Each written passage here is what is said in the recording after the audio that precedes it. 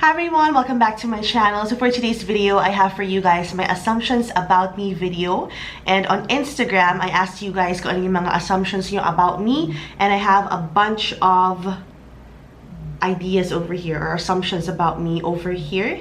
And the first one is from Riding with the Rydens. Ang sabi niya, rich kid. I am most definitely not a rich kid. I wasn't born rich. And everything I have now, I had to work for it. So definitely not a rich kid. Ang sabi naman ni Janina Villar, magastos. So may mga times ako sa buhay ko na magastos ako because retail therapy is really something that I love.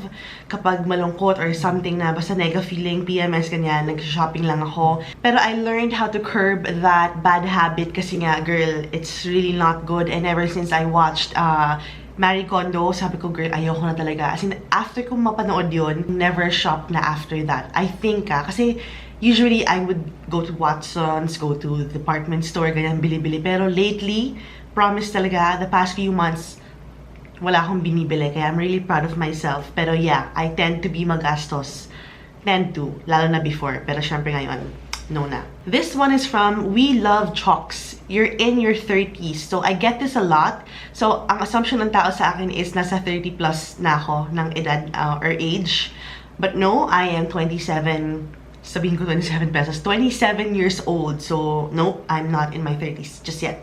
Sabi naman ni Sarah Tare or Sarah Tar, may pagka-hoarder. So, I think you got this, if ever nanonood ka ng vlogs ko, I think you got this idea when I showed you my Monica room or yung mga hinuhoard kong mga hotel stuff. So, okay, I used to do it. I still have my hoarding stuff, yung mga stuff from the hotel, ganyan-ganyan, but I stopped.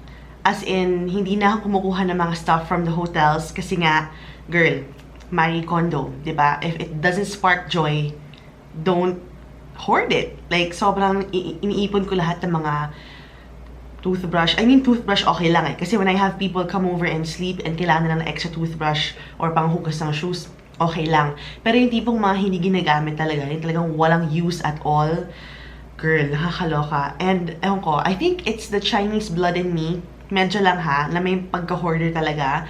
Like, I hoard plastic bags, ganyan. Pero girl, nowadays, when we go grocery shopping, I make sure I don't get more plastic from the supermarket or mga grocery stores. Ang ginagawa ko, naka-backpack lang ako.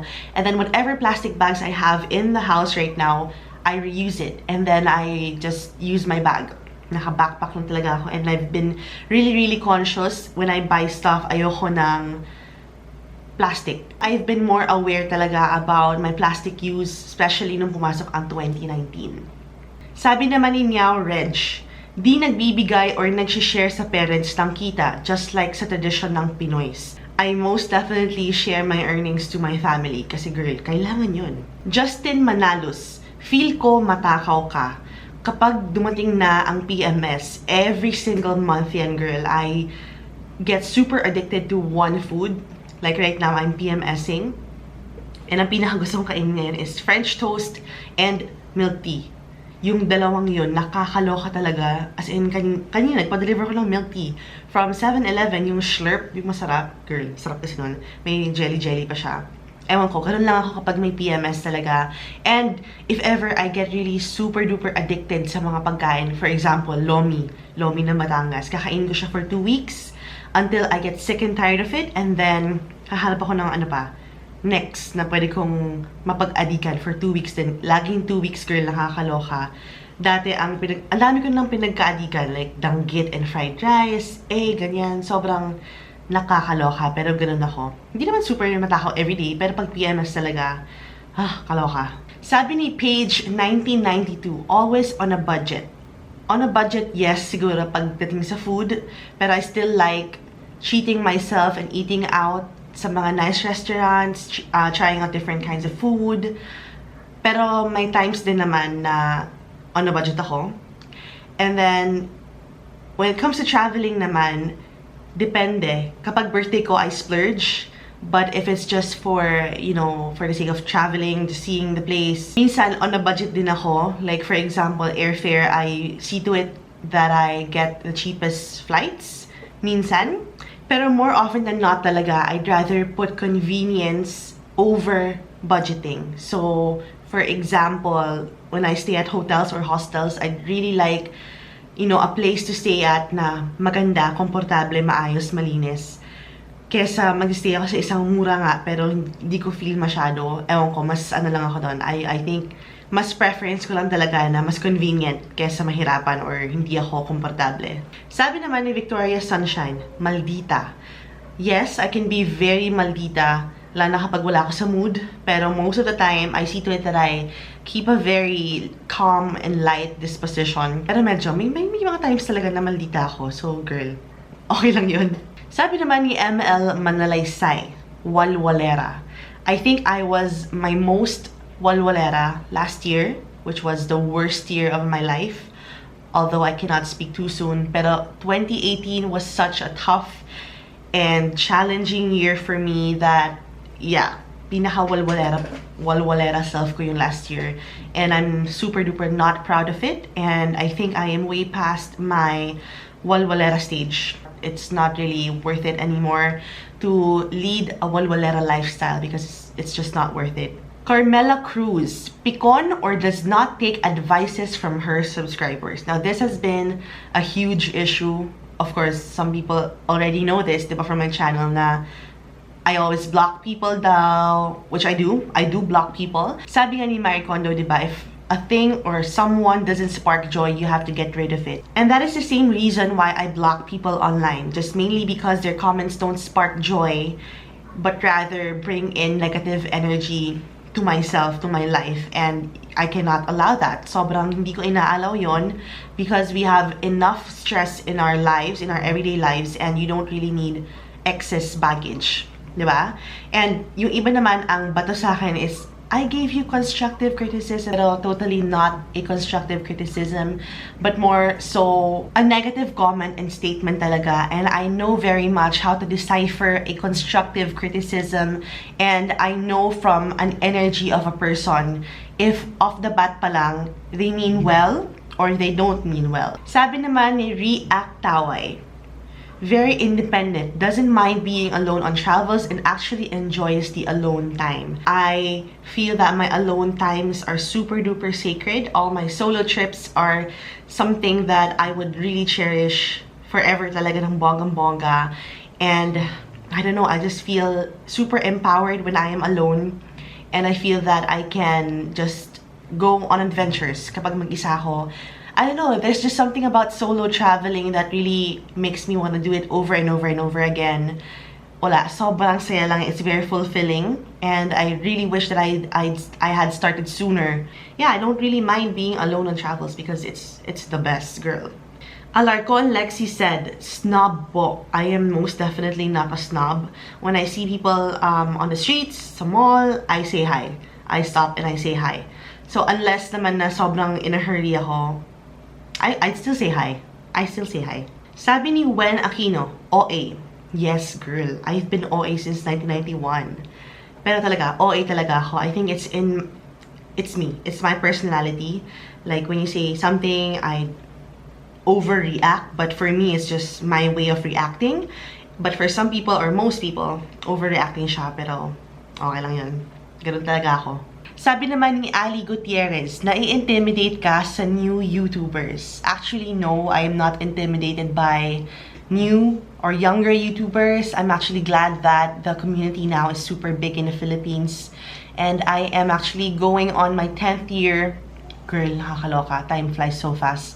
10th year. 10 years na ako sa YouTube next year. So that's kaloka. And I firmly believe that everyone has their own path. I have my own projects, they have their own projects. Everyone has their own journey in this industry. And it's not something that you could compare. Alam mo yun? So, kanya-kanya. Isa pa from Ali Gutierrez, gustong tumira sa beach.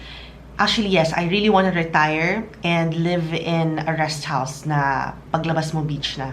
That's the dream, diba? I love that. Sabi naman ni KKU27, bisexual ka. Bisexual daw ako, girl. Actually, no, I am 100% straight. Sabi naman ni Jane Justine, si Graham ang BF No, hindi ko boyfriend si Graham. Graham and I are just really good friends. And speaking of Graham, we're gonna film very soon. I think this week or next week yata. So let me know in the comment box down below kung anong gusto nyo i-film namin. I think we might do a mukbang and then a workout video. So, no peace on my boyfriend. We're just really good friends. DianeV.R. Pinipili ang friends. Of course, kailangan mong piliin ang mga kaibigan mo kasi hindi naman lahat ng kaibigan mo. Sabi naman ni MCHLXMLWT. Ang hirap nun, girl.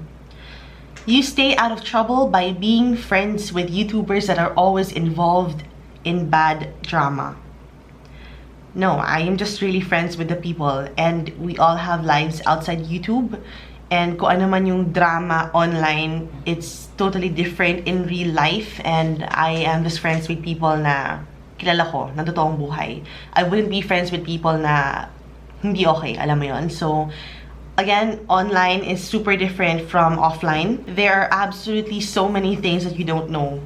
So many things that you don't know in real life. Kaya, don't be too quick to judge. And the very last is from Fuchsia X Pink, Impulsive Buyer. Girl, alam ko, impulsive buyer ako sometimes, but like I mentioned earlier, I really learned how to curb that bad habit kasi it's not good. And I've been really focusing on saving money for my travels and for, of course, we have Kaimu. Tinanggal ko na yung mga bad habits. I mean, konti-konti ko tinatanggal. I still splurge, you know, sometimes. Pero more on for travels na. Like, some things that like splurge on things that would enrich me as a person. So I think that's the best kind of splurge talaga. And I'd rather buy stuff or splurge on stuff na makaka-add sa value ng pagkatao ko. Like, you know, traveling. Immersing yourself in other cultures habang kaya ko pa, habang bata pa ako. So, yeah. Definitely more solo traveling to come this year, definitely. So that is it for my assumptions about me video. I hope you guys enjoyed watching and thank you for everyone or to everyone who sent in their assumptions about me. And the next one that I'll be filming for this week is gonna be an Ask Say. I haven't done Ask Say in such a long time and I miss it. And I'm so happy, guys. Update lang pala. Nakaka-film na ako sa living room kasi nagpakabit ako ng aircon dito. Kasi nga summer, diba? And sobrang init. And if you've been watching my vlogs, you would know that nagpakabit na ako ng aircon. And hindi siya maingay. Ay, thank you Lord. So nakakaloka. Kasi usually yung aircon ko sa loob ng beauty room, ganun siya maingay. Kaya hindi ako maka-film ng todo-todo. But now, I can do speaking videos with ease. So that's really something fun and something to look forward to is a lot of videos filmed in this space over here. So I'm really happy about that. So yeah, that's it for this video. Please don't forget to subscribe. Thank you for watching. I'll see you guys in the next one. Bye.